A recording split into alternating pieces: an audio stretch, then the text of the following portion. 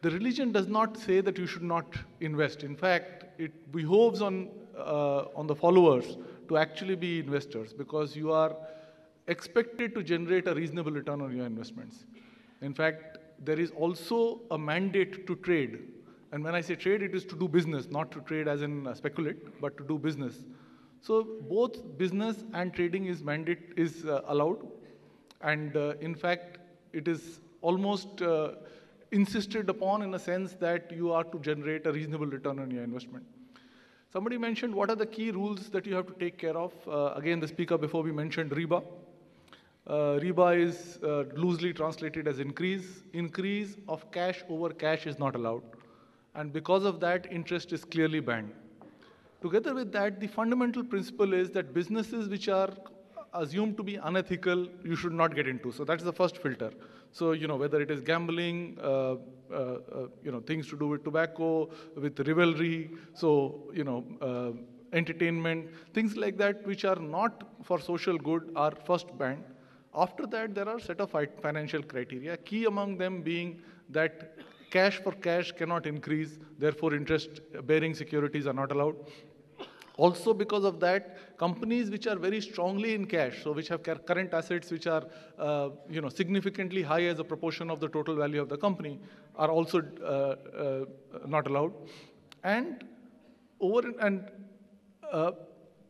many of these rules are not really something which are cast in stone, but which have been interpreted by the scholars over a period of time. So, when we say that, look, you must have current assets less than 33% of market cap, this is not something which has been mandated, but it is something which the scholars have come together, put their head together, looked at the interpretations, and come up with these rules that in an imperfect world which does not always follow Sharia investing, this is a via media of making sure that you can still benefit from the growth in the world markets. And over and above that, there are ways to correct. So you can, for example, donate earnings which come out of investments which are not necessarily compliant with Sharia. So let's look at what would have happened if, for example, you had put money into the market over the last 12 months. The graph on the right-hand side tells you sectors and their relative growth rates over the last 12 months. As you can see, the key area that you would be leaving out, for example, would be financials. Financials have done better than the index. But at the same time, a whole host of other sectors have done significantly better. For example, industrials, utilities have generated more than 100% return over the last 1 year. Both of them are Sharia compliant. Metals, energy.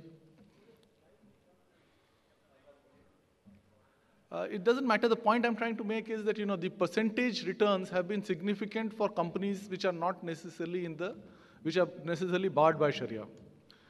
The other point we want to make is that if you go to islamicequity.co.in, which is run by Parsoli, they have a whole list of companies which are within the index which are Sharia compliant. And you can see from there that more than 43% of the BSE 500 scrips are compliant with Sharia. So in other words, you have a universe of almost 280 odd stocks within the Sensex alone, which you can choose to make a portfolio which is Sharia compliant. So A, there is enough diversification which is on offer, and two, there is enough a large enough universe which you can choose from. The last point is interesting. Because cash for cash is not allowed, what happens is that companies which are extremely liquid sometimes go out of the filter. But because of the way we interpret the rules, because the market cap is taken in the denominator, as the market cap increases, a whole lot of companies actually come within the permissible limits. So actually a rising market makes a lot more companies Sharia compliant, at least on that one factor. I'm quoting from a study which has been done a little while back on whether or not the market cap of Sharia companies grew faster than the rest of the overall market. And this study was carried out in an economics bulletin which was specifically targeted at the Islamic community. And what they found, as you can see, is that in many years, the return on companies which are Sharia compliant have been actually higher than those which are not. So in other words, this does not necessarily mean that it will always be true, but what we are trying to say is that it is not necessary that because you are following a set of filters which eliminate or reduce the size of your investment universe, that it is in any way restricting your ability to generate returns on the market.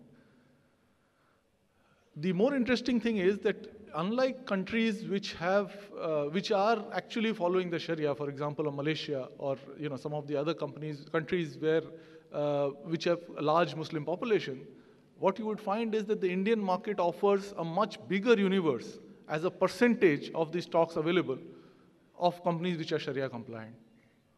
Now, so even companies which are in other countries, as I mentioned, Malaysia and so on, they are for part of, for example, what is the Dow Jones Sharia Index.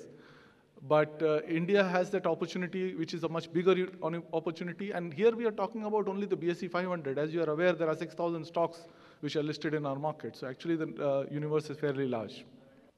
So what's the opportunity? Is the Indian market a great place to invest in? We are looking at a market which is going to be, which actually is already more than $1 trillion in market cap, and I'm talking in dollar terms. $1 trillion in terms of GDP. And over the next 5 years, it will actually add another $1 trillion. Now, we just take a minute to pause and think about this. In the last 60 years since independence, we would have added $1 trillion of GDP. In the next 5 years, we will add another India. The impact of that on a whole lot of economic sectors is tremendous. So you are going into now a stage where the quantum may be similar, but because the quantum itself is very large, the impact will come down further and further in terms of the population. So, which is why we are already seeing that if you look at the income profile, for example, of this country, it has rapidly moved from being a triangle, where we had a large number of people at the bottom of the pyramid, to a stage where it is already now, barrel-shaped. And we have more and more people coming up well above the poverty line, and many of them now into the consumption category. That is driving a few trends. Clearly the demographics, the fact that we have the largest number of young people in this country, in the world.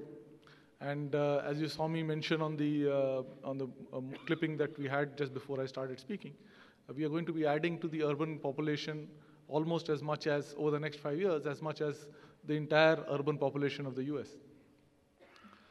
That itself drives a certain set of businesses. The fact that we have a large number of people coming into the employment category changes our ratio from people who are going to be consumers only to be those who are also generating income. So income generators and consumers will far outweigh those who are only consuming. Both of this has a very healthy effect on domestic consumption, and most companies are gearing up for that. This has been aided by the fact that for the first time in our history, we have a situation where the global capital flows are coming back towards countries like India, because the investment opportunities in emerging markets are far superior to those in developed markets. Interestingly, compared to other countries like China, for example, Indian corporates are very well positioned, because since we've always worked in a situation where we've had low availability of capital, we've always been so far capital conscious. So we've always had very high returns on equity. And the leverage has been reasonably low, which allows you both to raise money as debt as well as equity without significantly reducing returns.